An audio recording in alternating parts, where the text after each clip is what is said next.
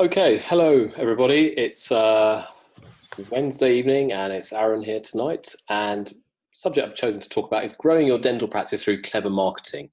Now, I've hopefully got on the line Chris. Chris, you there? Can I hear you? Yeah, I'm here. Perfect, Chris. Nice to hear you. Okay. So tonight we are talking about dental practice marketing, but it equally applies to any professional service marketing, really. But dentistry is what we're going to focus on tonight. My name's Aaron. I'm sure you've seen some webinars and plenty of information about me before. I've been in the sector many years. I've got Chris who's joined me tonight, and he kind of heads up our digital marketing and website side of things for the business. So, Chris, do you want to just give a shout out to everybody and say hello? Hi, everyone. Thank you very much for having me this evening. Okay, brilliant. And we're going to crack on. There's a lot of content here, and I think marketing is one of those subjects that always gets a lot of interest. It's pretty damn difficult to do, but let's crack on. And I'll hopefully, what I encourage you to do is, if you've got any questions throughout the whole through the webinar, please do use the Q&A tab on this Zoom. You can do it and we can answer the questions as we go through. Or alternatively, we can do these questions at the end as well, okay?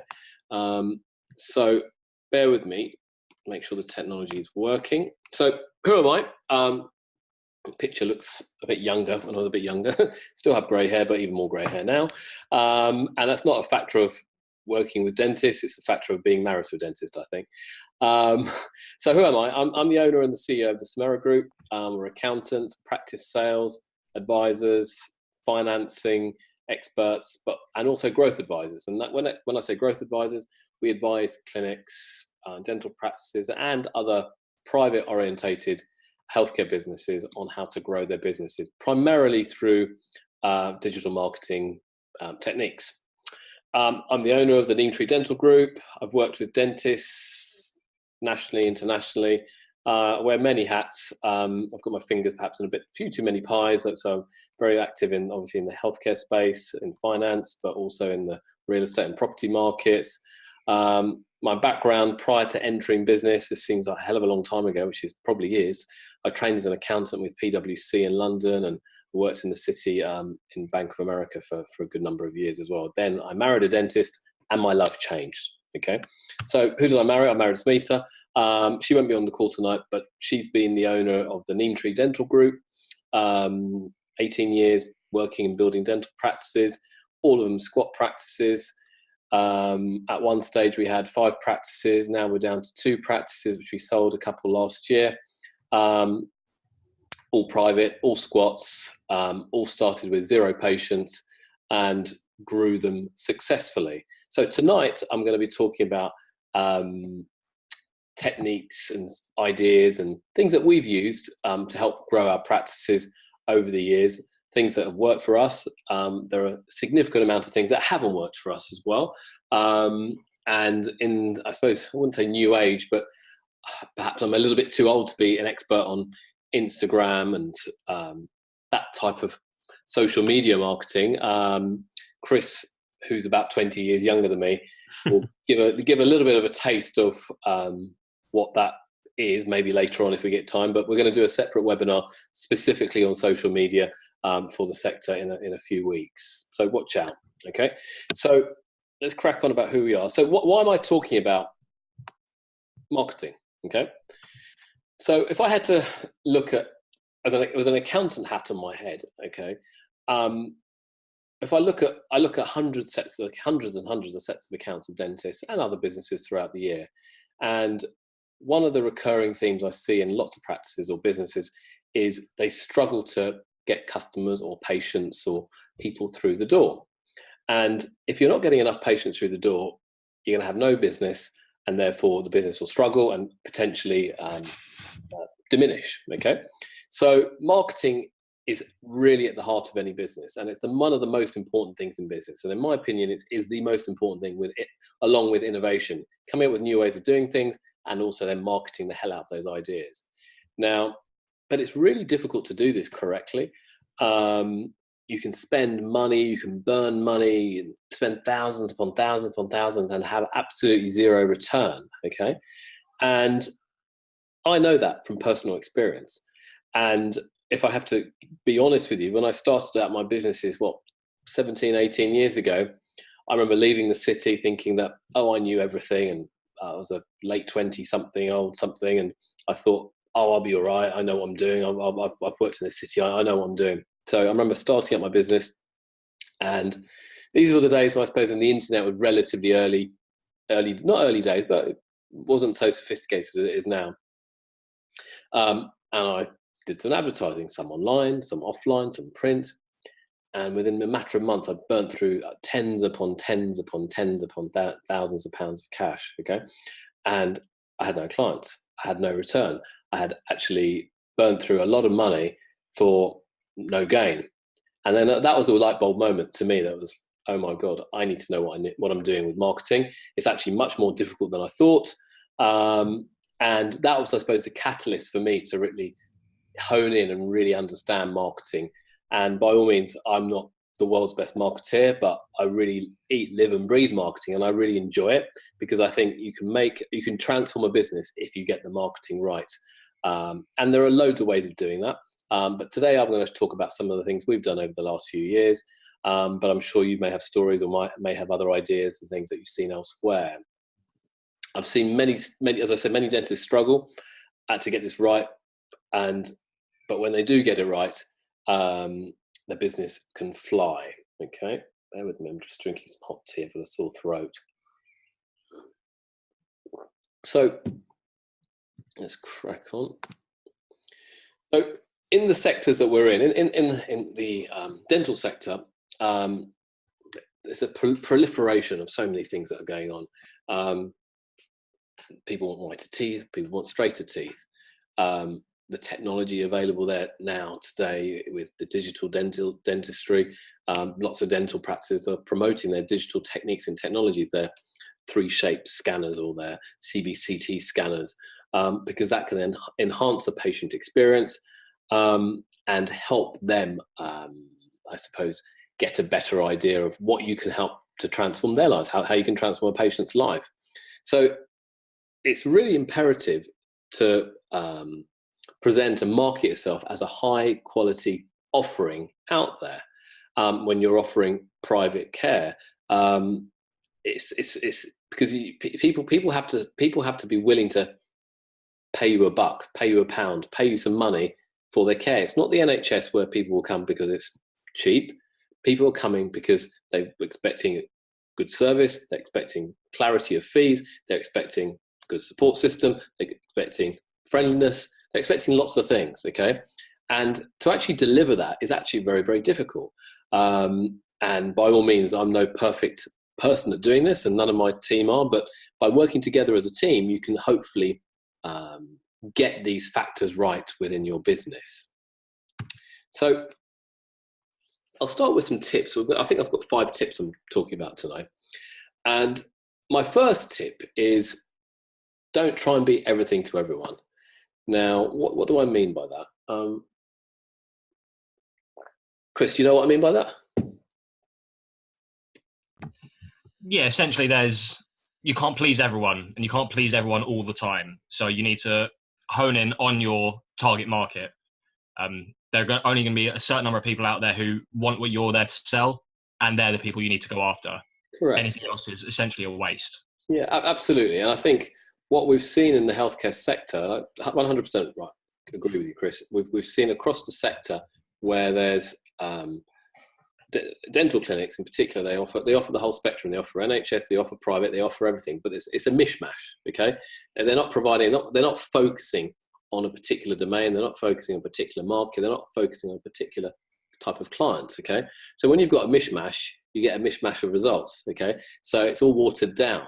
So what I'm trying to say is, you've got to focus. If you focus on what you're trying to deliver and focus on a particular market you're going to go after, and build a brand around that particular market, and hence build a team around that market, and hence try and be noticed in that market. So think, what are your USPs?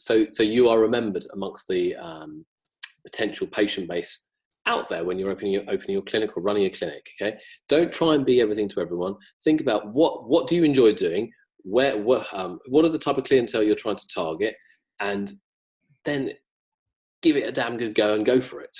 Okay, so as I mentioned earlier, we opened up the Neem Tree clinics, well, now 2004. Okay, and at the time when we opened up these clinics, they were very much around the idea at that time when we opened up was when we could still get an NHS contract, but we decided we didn't want to. We wanted to define a business which was all aimed at providing a level of service that people would be willing to pay, and they'd pay for the service, and they'd hopefully get a good service, and they'd be willing to come back and tell their friends and revisit and recall and come back and back and back.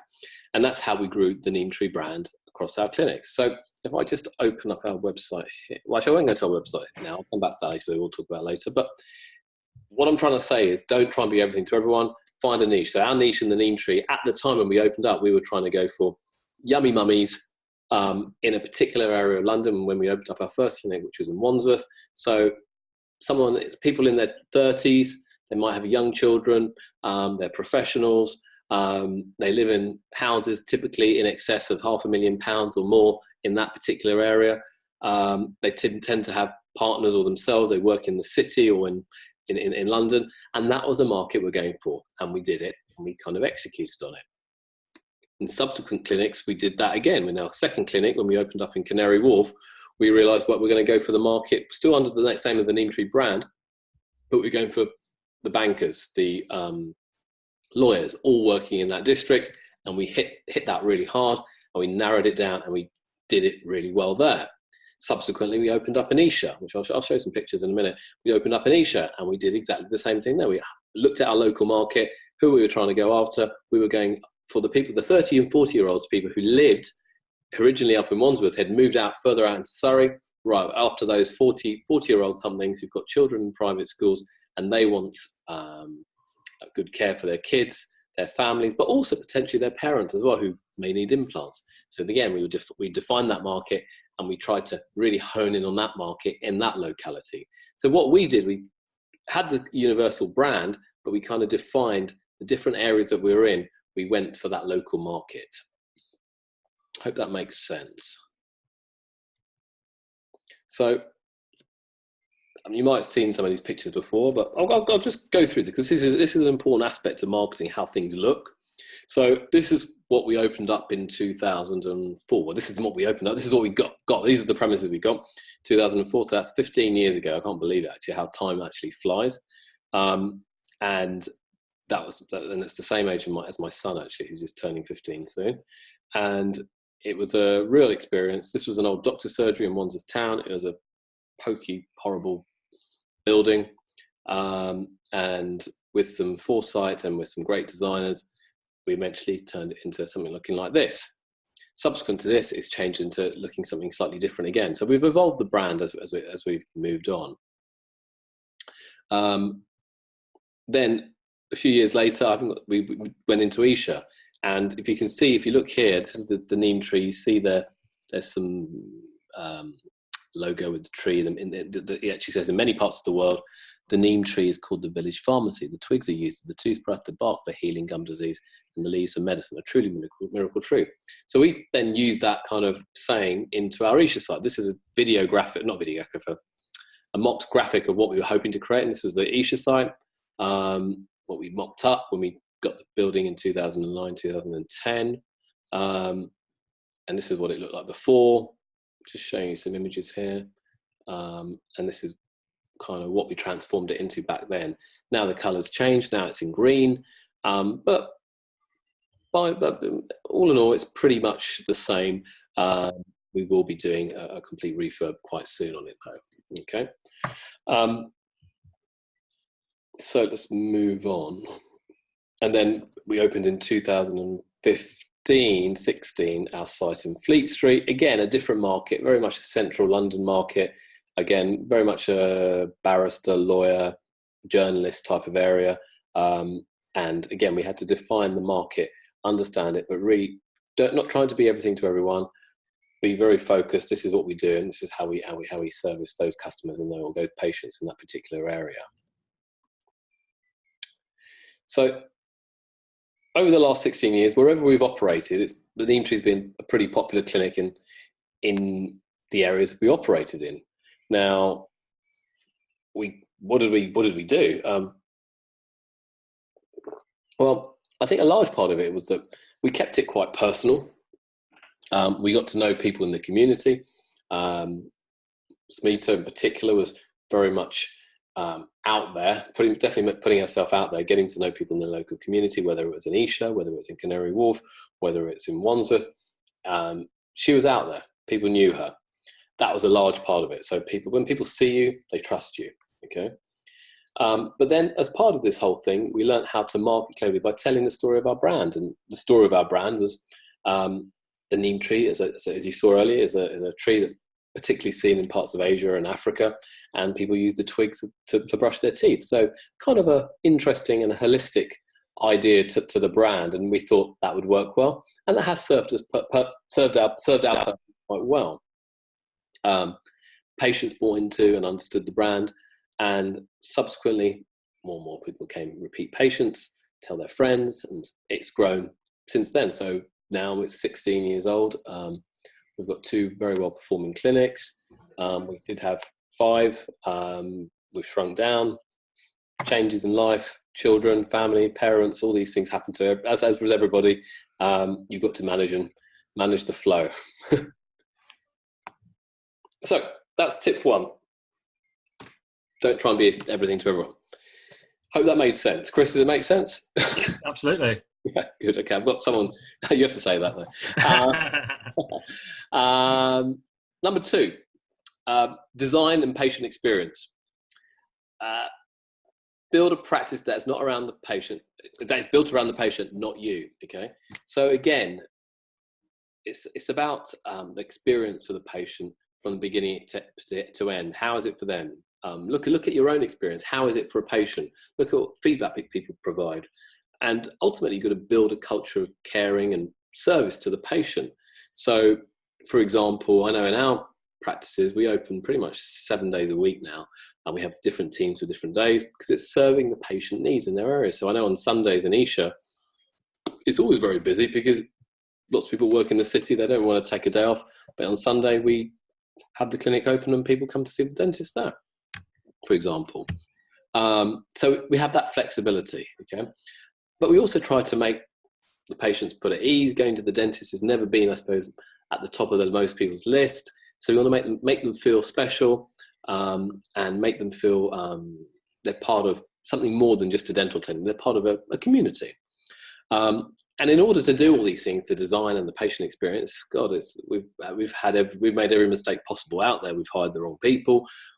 We've had poor patients. We've not collected the money from the right types of patients. We've done everything wrong. Okay, so I can talk from experience to say what we've done wrong, but also then say what we think you should do to ultimately build a great patient experience. And it's not necessarily thinking about as a dentist, but also look at how other businesses deliver service and things like 5-star hotels and what can you copy. And I know from experience, every time we go on holiday, if we're going to a different type of hotel, we'll always pick up ideas and see how people react to us and think, okay, how could we translate that into our respective businesses? Some things will work, some things won't work, but think about the design and the patient experience. And when I say design is a really important aspect of how things look, how things feel, how they I suppose the essence of what's going on there, okay, within the clinic. So maybe I can embellish on this a little bit further. So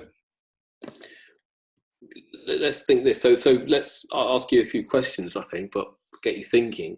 What do you think patients are looking for? I can't really ask anyone else, so I'll ask you, Chris. What do you think patients are looking for in a clinic? A friendly atmosphere. Yeah. Okay. Professionalism, cleanliness, a modernized look and modernized equipment. For most people, it's probably a friendly and reassuring receptionist. Yeah, I think you're spot on there. Okay, I think you're pretty much spot on. I know you haven't even seen these slides, but you've said the right thing. So it's some ideas. It's the design and environment, the opening hours of flexibility, the details. I know always people always say, oh, when I go to a dental clinic, it always smells of that particular smell, but we try to overcome that by putting other smells. But it's a large part is the attitude and the customer service and the personalities of the team, the dentists, the people. Okay, that makes a practice. That makes a business. You can create the most beautiful looking environment, but if you've got the wrong team and the wrong people, you ain't going nowhere. Okay, your business is going nowhere, and you're going to struggle, and you cannot do it on your own. You have to have a team to help you, support you to do all these things. Technology plays a part, especially in today's environment where you've got these wonderful intraoral scanners. You've got these great CBCT scanners. You can digitally print stuff. You can surgical guides. You can do 3D printing. You can do all these wonderful things. The technology is pretty much there. Okay, but even with the best technology in the world, okay, if you haven't got a great front desk, if you haven't got a great personality of a dentist, if your nurses aren't on board and motivated and driven, ain't gonna work. Okay, so you need to have all of those things in place. And in truth, over the years, we've learned that ourselves. It's the number one thing to getting right is getting the right people in your business. If you've got the wrong people in the business, it'll just plod along and won't be where you want it to be. So and all of these things, if you get these right, which isn't easy, I can assure you it's not easy. It's taken me many years to get this right. It leads to the number one marketing tool, which is word of mouth. Which is, okay. So kind of depending on what I'm saying here, let's see if this works. So what are the successful ingredients of a successful dental practice? I won't go into it here now, but what is a customer looking for? Some of those things I mentioned earlier, okay, but perhaps in your own clinic, where you are, perhaps you can do an exercise at home this weekend, or sometimes is think about what is a customer, what is a patient looking for when they're coming to your dental practice? What are they doing? And be honest with yourself. Can you deliver? Are you doing a good job? Or are there things that you can improve within your clinic or your potential clinic? Some factors which you've touched on already. Team is number one. Decor. You'd be surprised how important the toilet is. Okay, does it smell nice? Is it clean? Is it fresh? That leaves a lasting impression on people. Branding, is it consistent with the look of the practice? Is it consistent with your website? Is it consistent with the literature that may be around?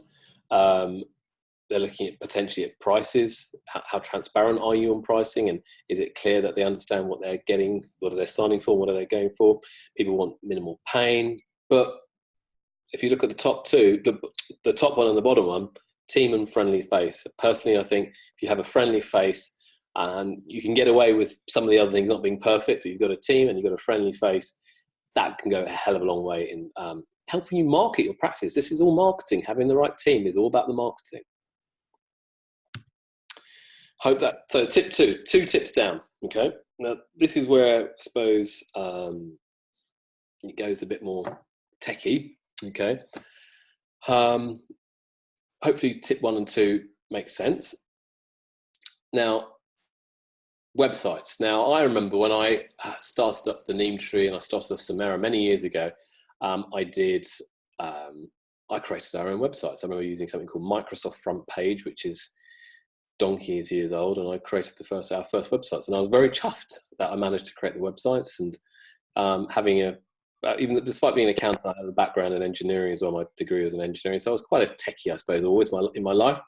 So I created my first website, and that went live, and we started to get patients from it. Okay, how did we get patients? The first thing I did is try and do some basic SEO on it, and those days SEO was quite a basic phenomenon.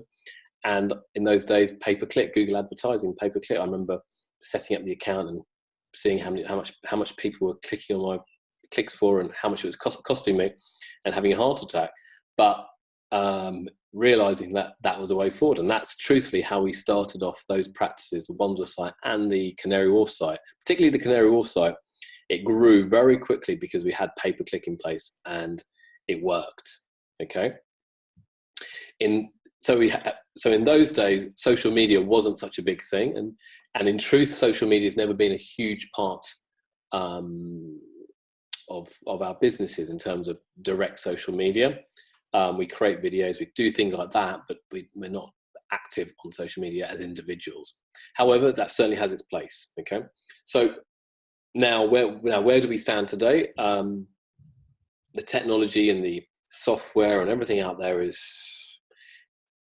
zillions of years ahead from what I started off those years, and I've kind of tried to we've kept in touch, or not kept in touch, we've kept up to speed on most things, because I feel that if you dominate now your marketing space, if you dominate online, that's where you usually get your best bang for your buck, because you can see to a granular level how much you're spending, how effective it is, and if it isn't working, you can turn it off.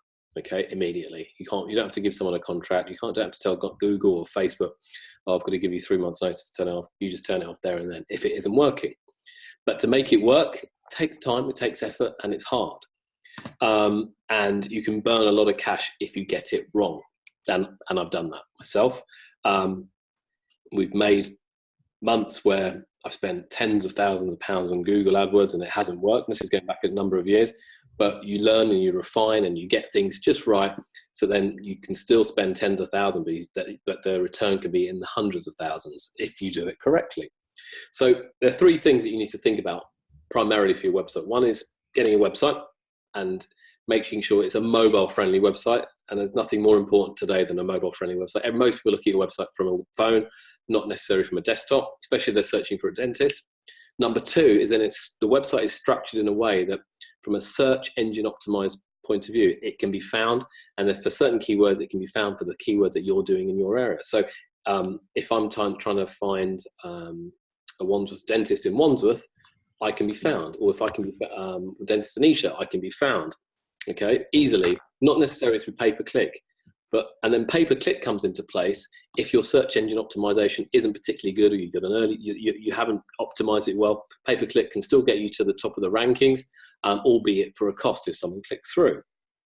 So it's really it's really important in today's world to try and dominate this space, okay, wherever you are. You can't dominate the whole. If you're in London, it's going to be difficult to dominate the whole of London. It's possible, but you'll probably need deep pockets to do that. But if you're in a particular part of London or a particular part of Manchester or a particular part of Birmingham or wherever you may be, you focus on that and you build your local presence there very strongly online. So let me show you our website. So you can also get this up. Hopefully I can get this all up.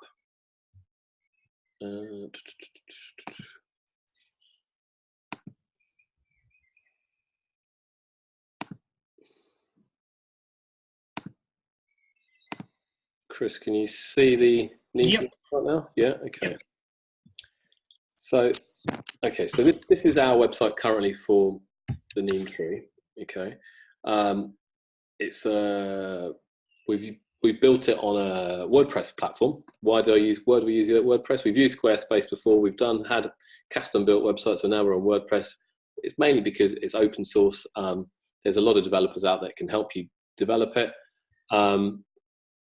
and it's reliable. Personally, I think it's good. So and even someone like myself can do it. Okay, it's a CMS website, so what that means it's content managed. So you would get the design built and by developers like people on our team. You'd have that website built, and then you've got behind it.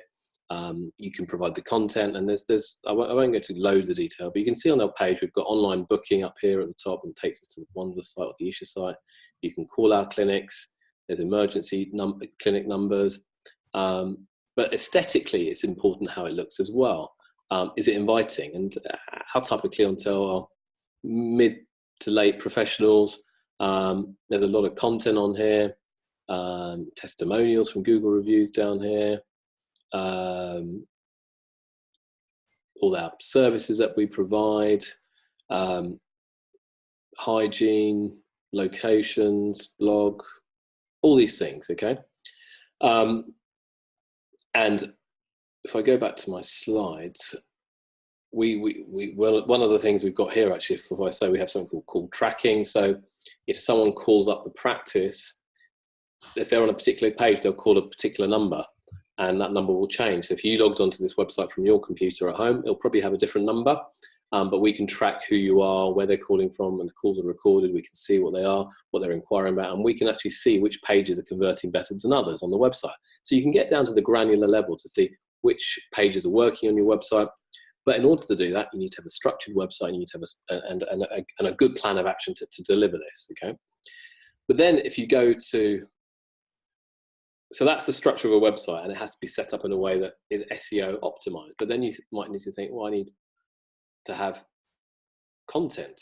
And content is a large part of this as well. So you can see we've done some blog posts. And example, the fastest way to straighten your teeth. So we'd write blog posts. There may even be some videos around certain services that we provide. That all contributes to the SEO, because Google will do a search of the of websites and say, oh, the Neem Tree's got a good article on orthodontics. It's relevant. People like that. We're going to give that a slightly higher rating for those keywords. So if someone was searching for a dentist in Wandsworth, we'd be higher up. Okay. So it's important to understand these aspects. So let me just get back to my slides. Hold on. I'll also then go back to, so if we then did, so that's a website, but then as I mentioned, SEO, what purposefully, if I could say it correctly. So if I typed in to Google now, our clinics are in Isha. Someone searching for a dentist in Isha, ignore that at the top. You can see there's a few aspects where we come top. We're higher up. This bit here with the map is called Google My Business. So we're top there. We're also top here for organically from an SEO point of view. So if anyone's searching for dentists in Isha, we come up top above these clinics below. If I go back to Wandsworth, you can see we haven't done any pay-per-click on that Isha one. Hopefully we've got some here. Whereas on Wandsworth one, we've done pay-per-click to get to the top here. So we're being paid. So if someone clicks on that charge, that costs us some money. Why have we done that? Because our ranking from an SEO point of view is slightly lower in Wandsworth, different markets. So we're here on Google My Business, and we're a little bit further down here for SEO purposes. So it's about optimizing, and these positions change, but it's important to be able to do both. And Google always is changing its algorithms for SEO, so you need to be on top of it and be willing to take time, money, and effort to get that right. Okay, so let me crack on to my next slide. I can find it.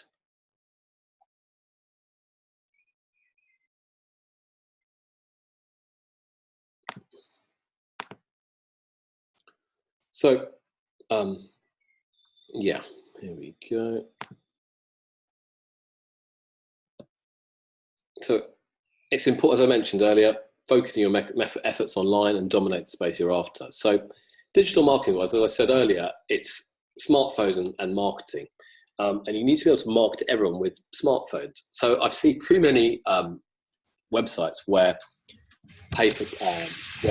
where there's an old website from about 4 or 5 years ago, and it really hasn't been updated, and it's not SEO friendly, and it's not mobile friendly. Google will penalize you for that. So sad matter of fact is that you need to keep updating, you need to keep changing, and you need to keep evolving your website. It's not a static thing. It's something you're going to have to keep moving forward with and evolving all the time, because algorithms, technology is changing all the time. Different ways I've mentioned, pay-per-click I showed you earlier with Google, but there's Facebook and Instagram advertising, WhatsApps, building out some platforms. You can do social media with your phones, but you need to be phone friendly. That's the bottom line. So how do you create a website? You can do it yourself. As I said, when I started up my own business many years ago, I did it with Microsoft Front Page, WordPress. I don't think leaving around there, but now you can use WordPress. I prefer that, and you dominate your local areas. And it's key to invest time and money into a quality website. It pays dividends, and it will for the long term. But you need to keep evolving it. Chris, do you want to add anything here on the website side of things?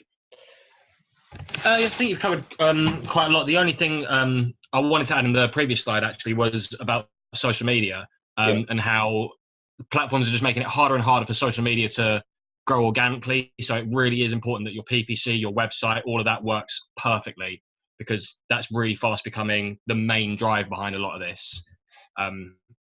Yeah, the website is just becoming the biggest part of all of it. Yeah, because I think you're right. People like Facebook, whilst they offered it originally, Facebook, social media, it was all free. They want to monetize it. They're a business. They want to make money. Yeah. How do they make money? They're going to start charging you and to use their platforms, and therefore you need to use advertising. Therefore, you need to know how to do it properly. Okay. Yeah, fair point. Great point. I mentioned earlier, search engine optimization. If you're willing to work hard and produce good content for your website, you'll ultimately reach the top of Google naturally, okay? But it's time consuming. It changes with different algorithms that Google releases. We use a tool called Ahrefs, which is quite a techie tool. We can analyze keywords. We can analyze keywords for our competitor websites when we do it for other clients, and we can actually then see, okay, what keywords should we be targeting and what content should we be writing and producing to target those keywords to hopefully go up the ladder of Google. So Google is still primarily our number one source of traffic for certainly for the neem trees from our point of view. I know other clients of mine who haven't focused much on Google, and they've gone down the social media route, and they're spending a hell for leather on social media and time and effort and money, which they're having good results with as well. But we haven't gone down that route from our side, but which we probably will, which we are evolving as we speak. And Chris is a major driver of that behind the scenes. Google pay-per-click, as I mentioned earlier. Paid advertising to get to the top of the search. It's an effective way of marketing set up and managed correctly. Being used by many dentists and dental groups, okay, all across the country and beyond. And it's an effective way of, if it's been set up right, and that's the big thing, that if it's been set up right, it's a very, very great piece of kit, great piece of software that can help you actually grow your business. Okay, so let's move on. Other tools we use, Google tools are Google Analytics, Google My Business, Google Webmaster Tools, or Google Works Search Console. Google Tag Master's not on there. All these things that we use. Okay, so that's Google. Okay, Christ, I've been talking 40 minutes already, and I'm still just touching, just really kind of scratching the surface of what marketing is all about. Then Facebook, another area. Again, I've got grey hair, so it's predominantly grey hair people who seem to use Facebook these days, in my opinion. A lot of, I talked to my son. I've got a little, my nephew's working with me at the moment in my offices. He's just done his GCSEs and he doesn't even touch Facebook. He's dealing everything with Instagram. Okay. That's how the market moves. Okay. But the beauty of Facebook, who owns Instagram, who actually also owns WhatsApp, is you can actually target potential patients based on so many factors such as geography, job, interests, okay, and put adverts out based on that, allowing to advertise directly to those people with a budget on Instagram or Facebook, and it's a strong platform to get new patients and leads. Okay, so a way to look at this, you may have heard the word funnel. This is a big term that's used, I suppose, in the digital marketing community. You have a funnel where you might have a free report on something. You give it to them free. They then say, oh, that's quite interesting. And then you can remarket to them with other offers. So this probably diagram below is probably a better idea. They raise the awareness of a free implant report. Okay, that gets their interest. They consider, and ultimately it gets to the part of a funnel where they buy something. So in the context of Facebook, what that means is you can start doing adverts to do this. So for example, you can spend, but how much you spend is open-ended. You can burn cash very quickly, and hands up, I've done that, okay, and made mistakes. But that's the only way you learn, okay? It's the only way you do it, by doing it yourself and making mistakes. But you can do it from a low price per day. You've got to design the advert, you can design the text or wording. But if you're getting the right return, if you're spending £1 and you're making £1.10 back, then it's working ultimately. So personally, I think Instagram and Facebook is a big opportunity now. It won't necessarily be always there, but it's relatively cheap, I suppose, compared to Google.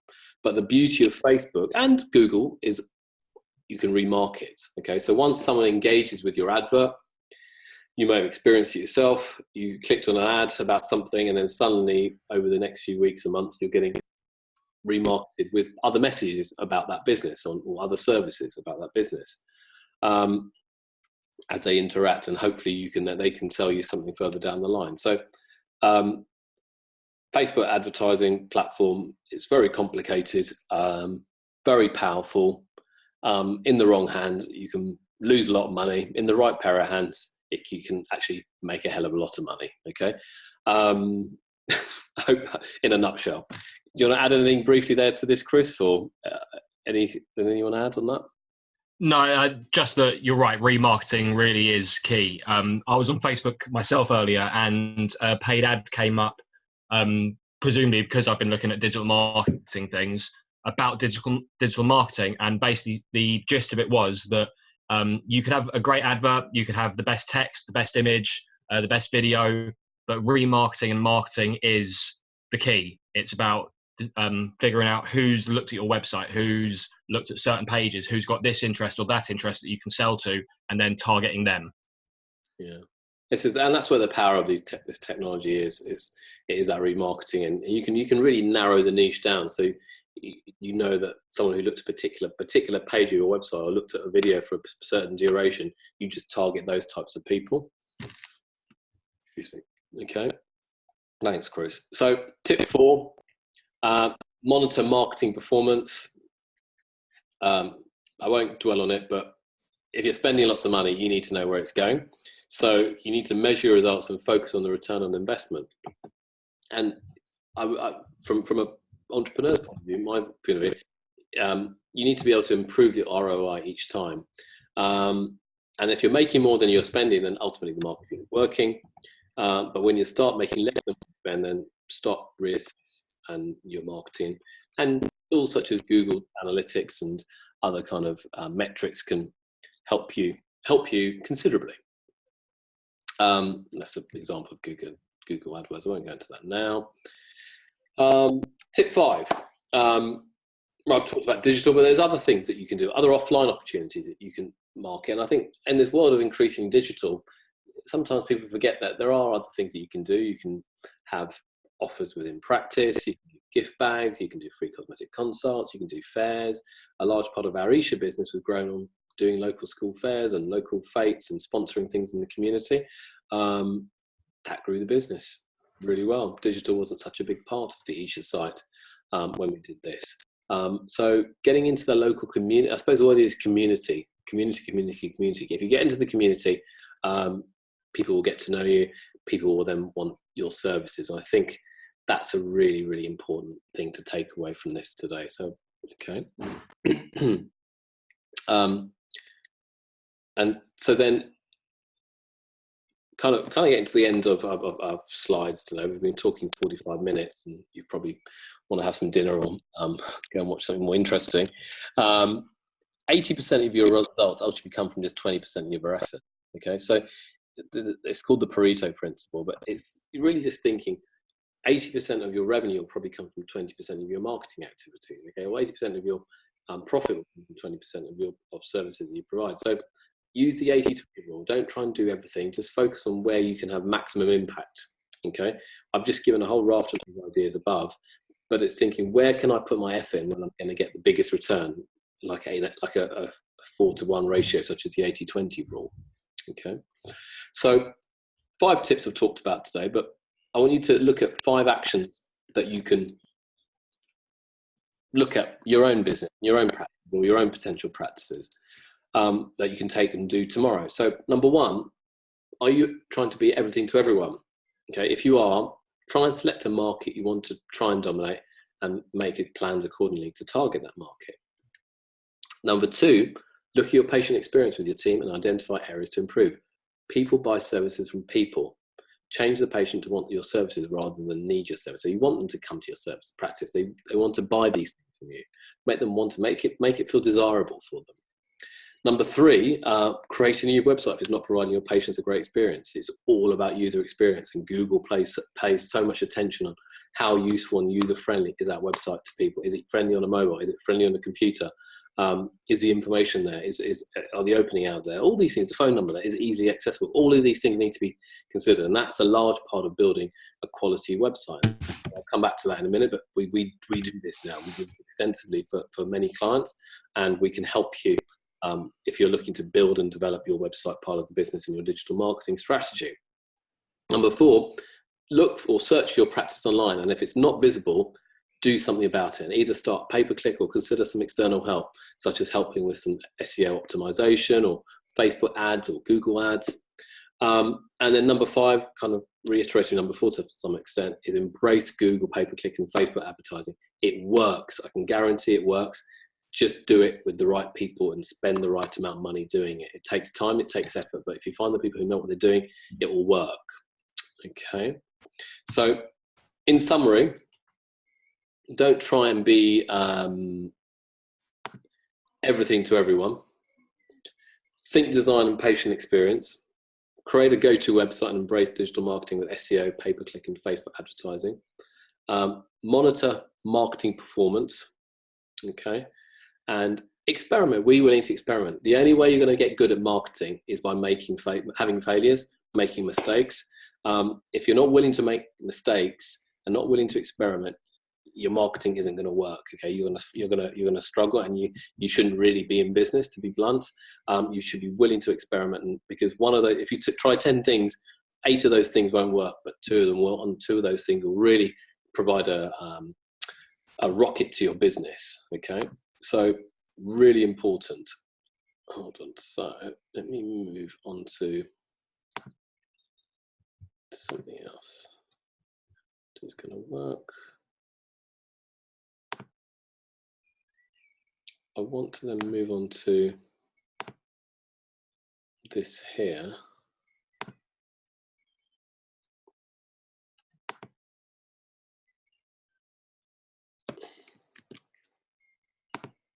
You'll find in your chat, I've just sent you a link. It's a link to our website. It's a digital marketing free audit. Hopefully you can I'll show you what I'm trying to do. So what we do now for new potential clients, this is a minefield, if I have to be honest with you.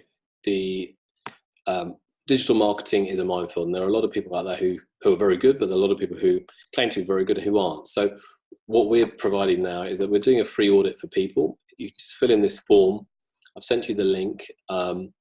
Put in your name, address, and your website details, and any particular area you're interested in, and we'll review it. Give us a week or 2. We'll come back to you and give you a video presentation. No obligation at all. Okay, of what we think of your website, what we think of your digital marketing, what we think you should be doing to do it. So please give it a go. We really encourage that. Then if I go back to my slides, lastly, if I can find it. Sorry.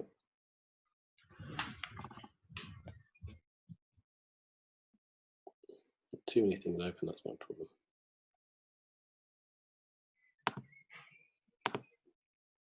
Back to these slides. If you can see this, I hope. Can we see this, Chris? Can you see that? Yeah. So that's the digital audit, free digital video audit, which we will carry out. And then lastly, we have an event in September. It's called How to Start, Scale and Sell Your Dental Group, 20th and 21st of September. And it covers a whole range of aspects. It covers the aspects of financing. It covers the aspects of growing your group, but financing it, finding the right team and people to do it, leading the right team. But a large part of it will primarily be focused on digital marketing, how you can grow from 1 practice to say 5 practices through digital marketing. We do have some seats available still. We have for 1 person it's $699, for 2 people it's $999. I will show you the link to look at it. It's on our website under the events tab. Hopefully I can get that to share that to you somewhere. If I show you back to this, and if you go to events, and hopefully how to start scale, everything on there is, it tells you what to do, what we do, what we're predicting in the marketplace, how things are changing with groups. And if you're looking to build a group, this event's definitely for you. And we definitely cover digital dentistry and other marketing aspects, building a team, financing for scale, strategy, all of these aspects. So please do. We've got quite a few people booked, but there's definitely space for some good people as well to join us. We're very excited by that. So to wrap it up, those are two things: that your free audit and to start scale and so on. And if you have any questions on what I've spoken about today, please do find me an email or drop a call with me or Chris. We will be in the next few weeks doing a talk on social media aspects for dental practices, which Chris will be leading. But we are now very much active in the space. After feedback from many clients to say, how can I grow my practice? I kind of took the decision to, well, right, let's go down to the digital marketing route, because we've done it. We've got the t-shirt. We've made virtually every mistake possible. Why can't we share that to our clients like we've done with everything else?